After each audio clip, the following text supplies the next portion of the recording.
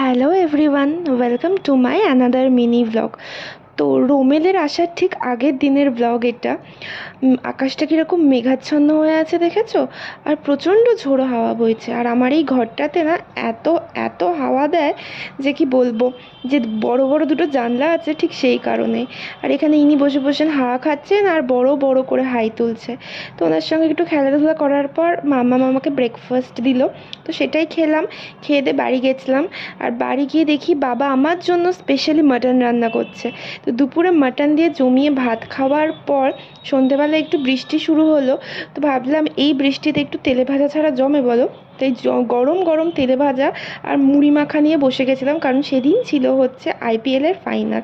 আর এই যে এনাকে দেখো কীরকম হ্যাংলার মতো চেয়ে আছে, কারণ ওনারও তেলে ভাজা চাই। কিন্তু ওকে দিইনি, ডোন্ট ওয়ারি, ও তো এইসব খেতে পারবে না, তাই জন্য লাস্টে না দেওয়ার জন্য মুখ ঘুরিয়ে চলে গেল।